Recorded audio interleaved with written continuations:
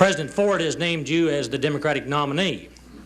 Gee, I wish he was in charge of the convention. Dialogue with Litton is a new experience in openness in government. To who you think the Republican nominee will be? This is Jerry's show. Watch Dialogue with Litton on this station when Congressman Jerry Litton and Senator Hubert Humphrey take government to the people.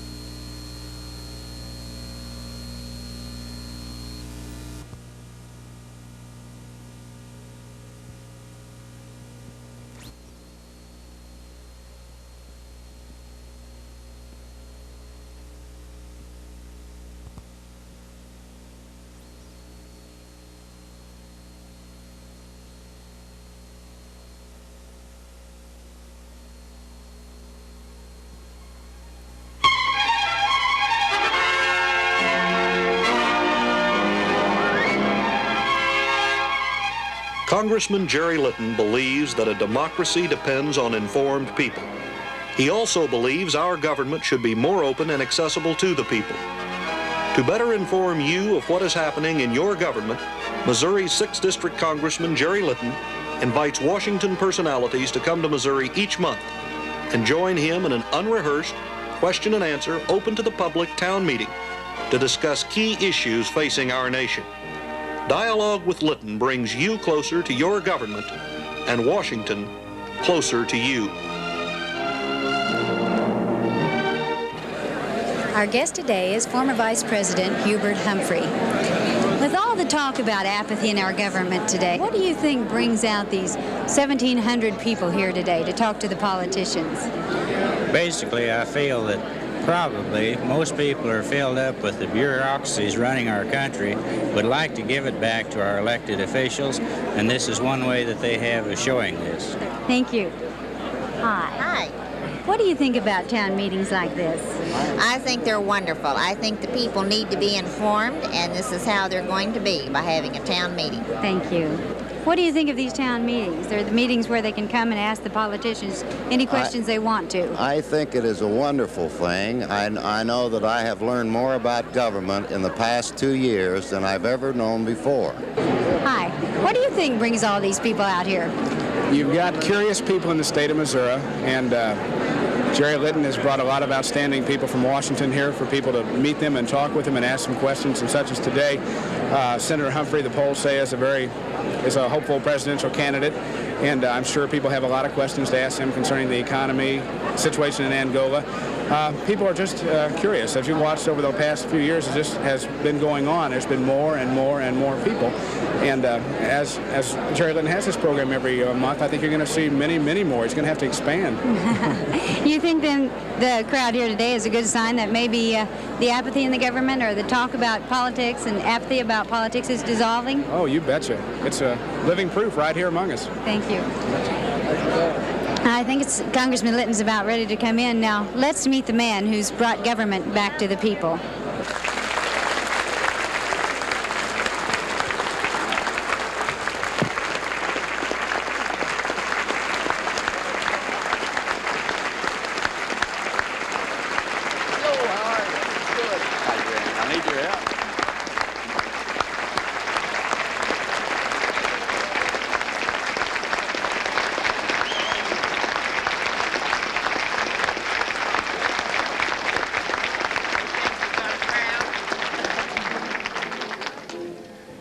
The man we have with us today as our guest is a man that has more compassion for people and cares more about people than any man I've ever met. He's a man that loves our country and loves what it stands for more than any man I've ever met. It's a man that I greatly admire and respect for what he has done, for what he can do, and for what he's yet to do.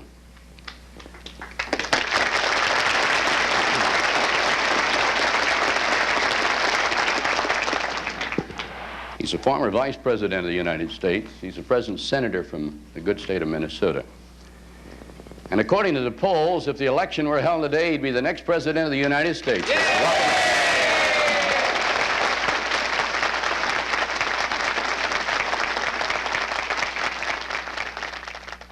Let's welcome to Missouri, Senator Hubert Humphrey. Senator. Thank you, Jerry. I ropes around here. Great, great. Thank you. Thank you very, very much. Thank you, thank you. Thank you, Jerry. Well, dear friends, I wouldn't believe it if I didn't see it. I'm here because I believe that when we communicate with each other in respect, even though we may differ, that we will begin to find some of the answers. I cannot tell you in all honesty that we will find all of them. Nor can I tell you that if you elect a Democrat that you'll get easy answers, or if you elect a Republican that it will all come out fine. All I can tell you is what Winston Churchill once said of democracy. Winston Churchill said, democracy is the worst possible form of government, except all others that have been tried from time to time. I think that tells you what we're up against. Thank you very much, Jerry.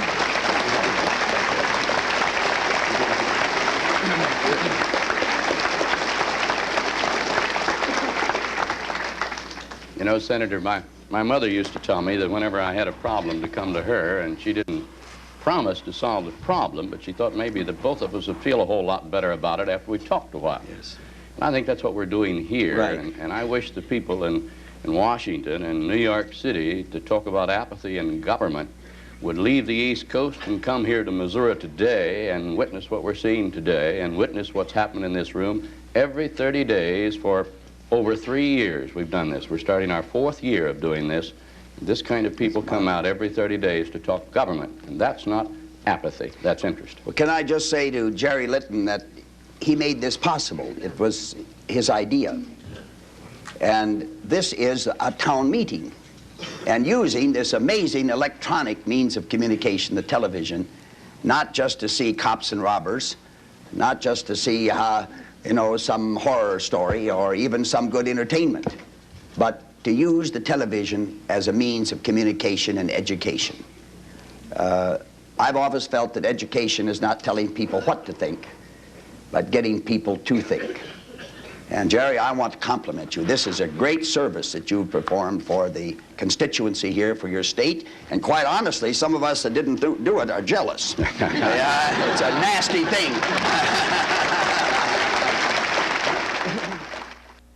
This program has been on television now for 2 years, and we have been drawing a better rating on prime time by 16% than Monday Night Football for all season. You got to be kidding. So I knew we'd outdraw him today. Well, I'll bet you I know why. I bet he's had his lovely wife on this show. Come here, stand up here, honey.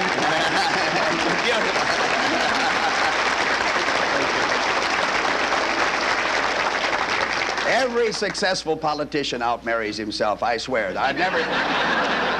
And I think Jerry's got real possibilities with this lovely Sherry that he has here. What is it they say behind every successful man is a woman telling him how stupid he is? No. No, behind every successful man is a surprise mother-in-law.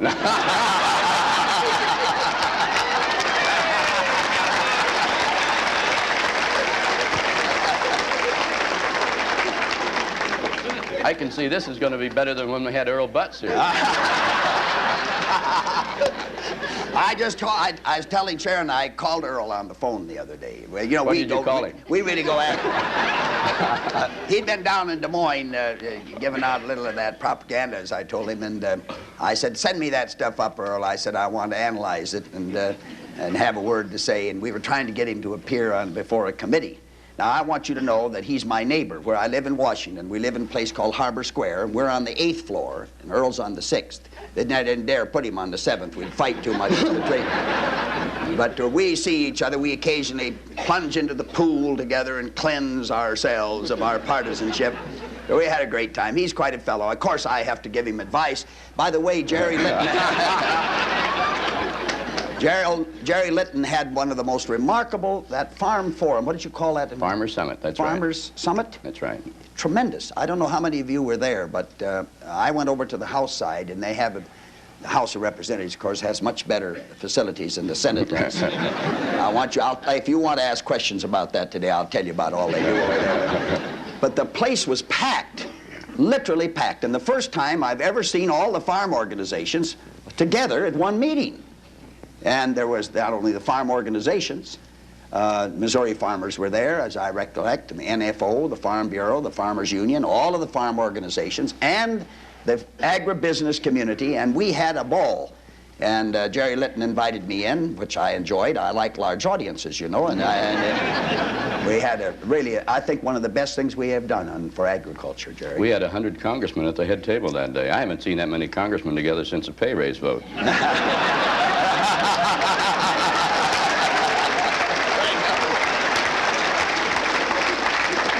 Not bad, I'll tell you.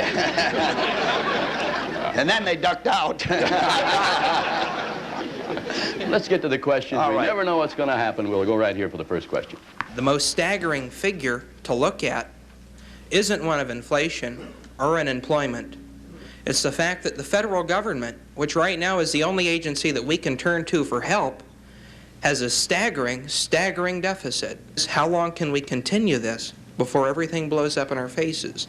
The deficit as a percentage of gross national product right now is the lowest it's been in 35 years, since 1940. The deficit as a percentage of the total gross national product is less today than it was in 1940, less today than it was in 1950, less today than it was in 1960. Now, everything is relative. I think you've got to understand that. It's just like your income relates to your expenditures or your expenditures to your income.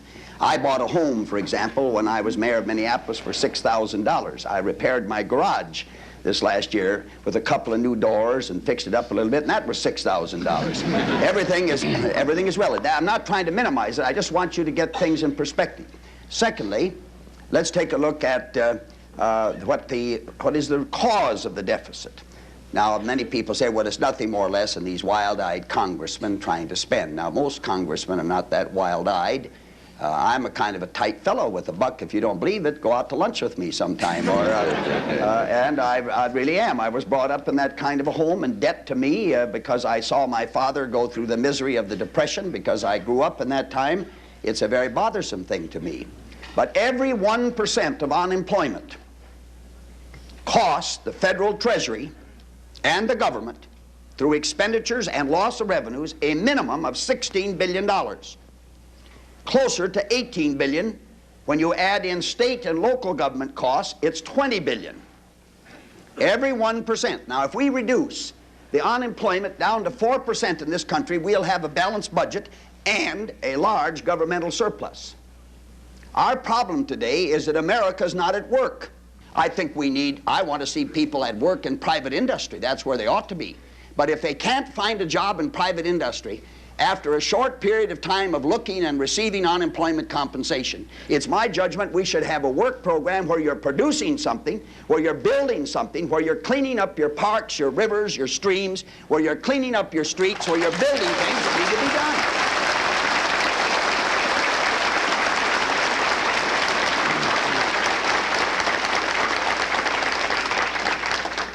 No easy way out, I'll tell you that right now, not a bit, never has been, never will be, but we can make it. And we're going to start, I think this year, you will see. First of all, you're going to see better things than most people predict. It's my judgment that the economy will have a modest upturn which will produce more goods and services and revenues. You talked about balancing the budget and keeping books, that we have an interesting bookkeeping system in this country. And that is that in most cases when you go out and spend money and build a product or buy a car or build a home, you have that home as an asset. Yes. But as we keep books in this country, when the country spends $5 billion to build a dam, the $5 billion shows up as an expenditure, but it's not balanced with a $5 billion asset on the other side, which belongs to our country. Yes. So every time our country spends money for things, products, goods, items, it's an expenditure. Shows up as part of our debt, but we aren't able to balance it out with assets, which are really there.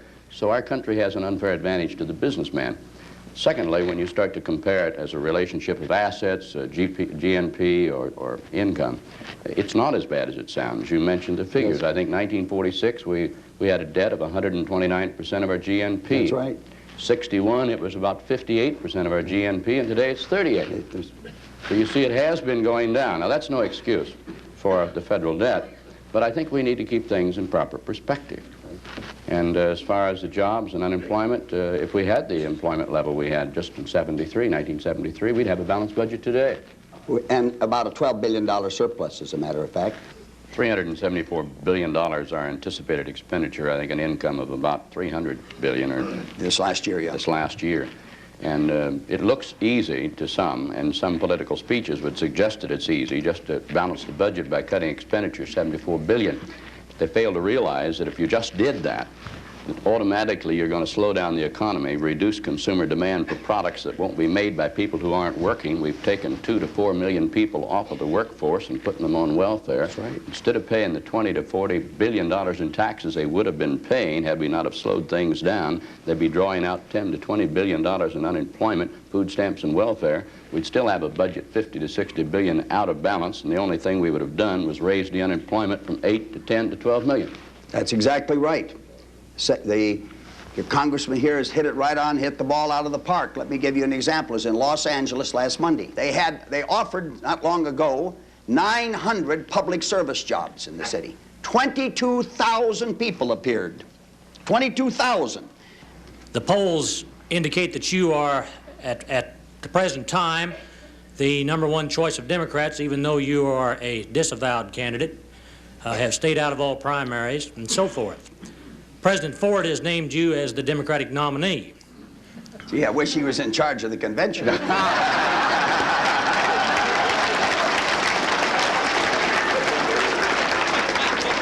That seems to have been a popular I don't know. He might run it the way he's running the country. At any rate, I think turnabout's fair play, and I would like to hear from both you and the congressman, #1, as to who you think the Republican nominee will be, and #2, what you consider the critical and main issues of the coming campaign. This is Jerry's show.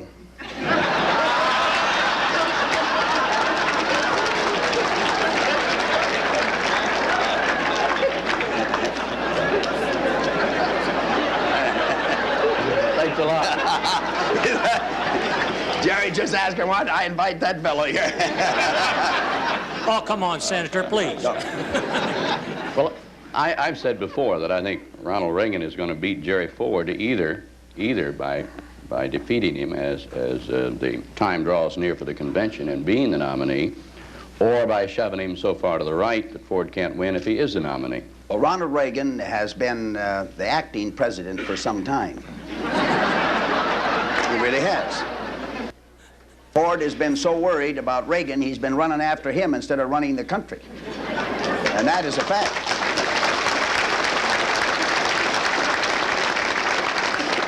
I've got to confess something to you, that Gerald Ford, Betty came to the Congress in the 81st Congress when Muriel and I came to the Congress. I've known them for years, and I personally like them.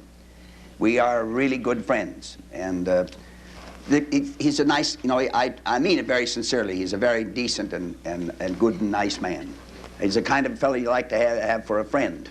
I just feel that the president has not gotten hold of things, that he keeps looking over his shoulder at this General Electric fellow that's coming down the road there, Ronald Reagan, who is a very clever campaigner. He's a media candidate. He's trained for the tube. I'm not. Look at me sitting here like this. I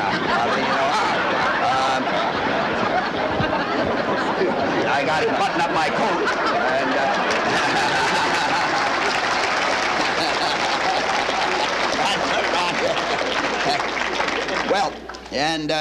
I happen to feel that he'll be very effective, particularly in primaries. I speak now of Ronald Reagan, because primaries are like a quick over, you know.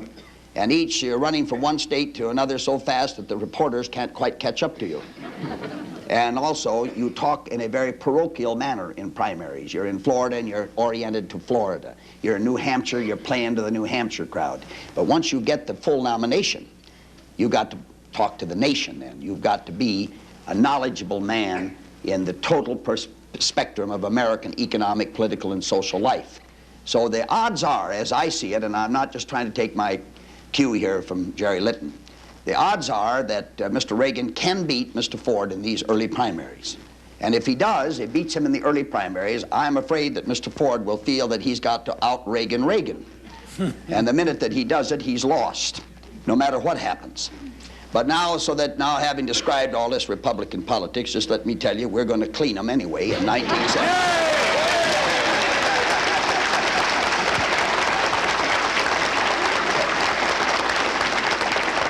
I don't think that was unanimous as I look around here. Right here. Senator Humphrey, I would just like to know your stand on Angola, and should we send troops to Angola? No. There are other places that we can face up to the Russians, and mainly in Western Europe, facing up to them in critical areas of the world where our security is involved. And I have been burned once. And I do not intend to see the United States get dragged in piece by piece, artillery piece and plane by plane, until the next thing is we got to ask you for your sons to go in and teach them how to fly the planes. And then a little bit later, one of our boys is shot down and somebody says, hey, we better put somebody in there to protect them, and we're off to the races again. Now, we learned one lesson, and if we can't remember the lessons that we've learned out of Vietnam, then we are too dumb to be a world power. And I insist that we keep out of there, and I'm going to do my best. In Angola, we look at the cost there, and one of the earlier questions had to do with the federal debt. Yeah. Realize how important it is that we not get involved and drug into it, as was the case in South Vietnam. We had no business being there and less business being in Angola. But the money that we have spent in South Vietnam is 1/3 of our total national debt we've accumulated in 200 years as a nation. That's right. Now, if that doesn't give us some kind of indication as to what we ought to do and what we ought not to do. Secondly, I don't think Russia has any design on taking over this country militarily. I think their design is to wreck us economically, and that's their plan. And if we continue to try to meet them head to head wherever they go in view of our great value that we place on human life, recognizing the cost is going to be far greater for us to do battle than for them, they're going to succeed. And I hope we're smarter this time than we were last time. I think we are. I think the Congress is very much alive to the problem. I don't think there's a chance that the Congress is going to approve any aid whatsoever. Repeatedly in the past, you've supported a federal grain reserve that would guarantee not only that there would be less fluctuation in American agricultural market, but a guaranteed supply would be available to the Russians. Do you still support the grain reserve, and can it have those advantages? I support a reserve, a federal, not a federal, but a grain reserve that is primarily held in the hands of the private farmer on the farm storage, and there are many ways to do it. And I support it because I believe that what is needed is a fair price for the farmer, number one. Number two, some stability in the price in the country. And number three, be a reliable exporter in case that there are shortages that appear, that we have to be able to fulfill our commitments. Now, I want to tell you how I feel about the Soviet Union. I'm willing to sell them anything that they can pay cash for that they can't shoot back.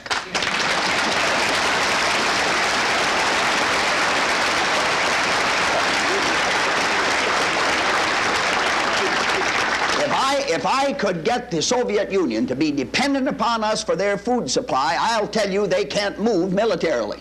I think, though, we look at the Russian wheat situation, and a lot of people say, well, why are we feeding the Russian people? Well, basically, a lot of the wheat that they're buying is not going for their people, it's going for their cows. Yes.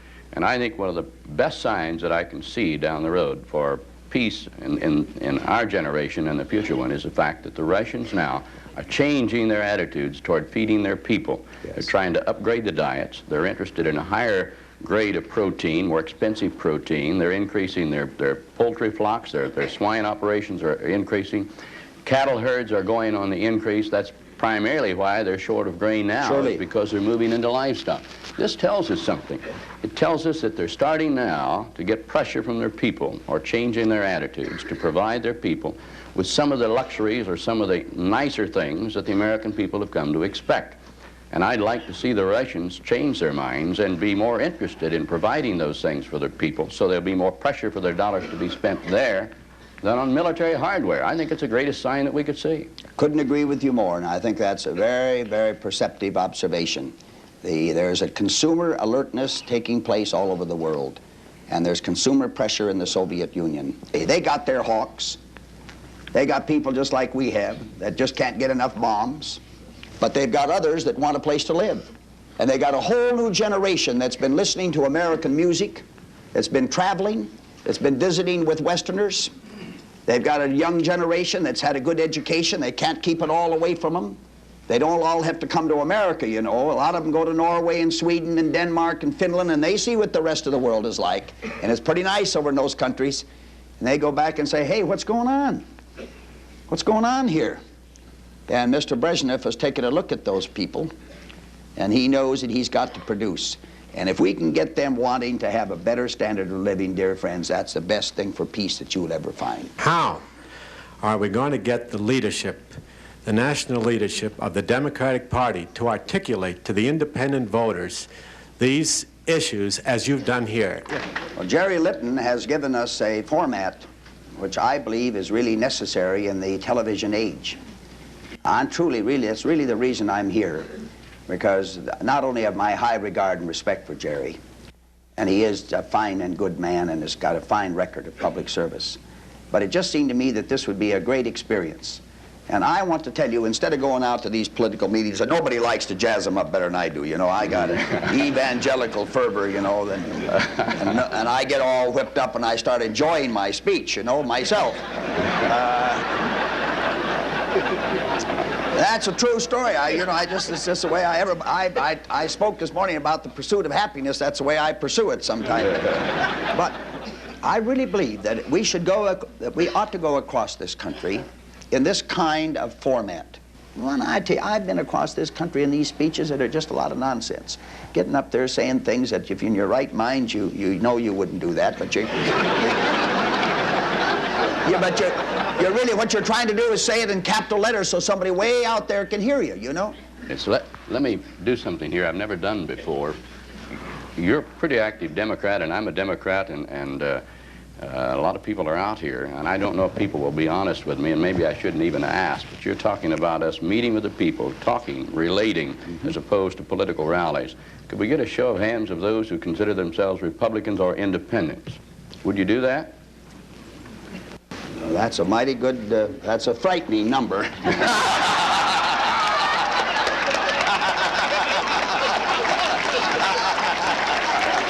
Jerry, you're ruined.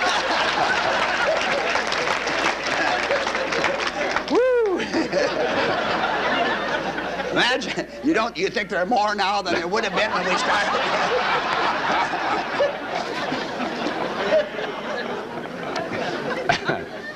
We took a show of hands earlier, and there was only 6 or 7.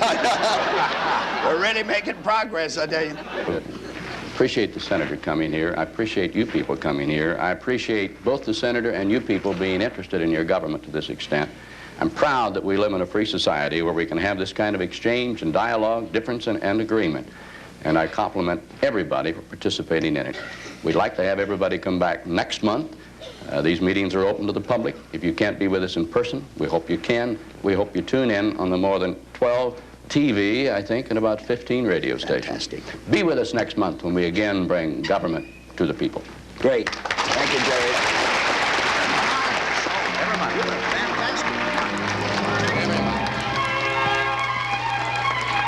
Each month, Missouri Congressman Jerry Litton invites a well-known Washington figure to come to Missouri and join him in an unrehearsed 2-hour question and answer open to the public town meeting. This has been a 30-minute edited portion of this month's meeting. Dialogue with Litton is presented monthly on this station to keep you better informed about your government.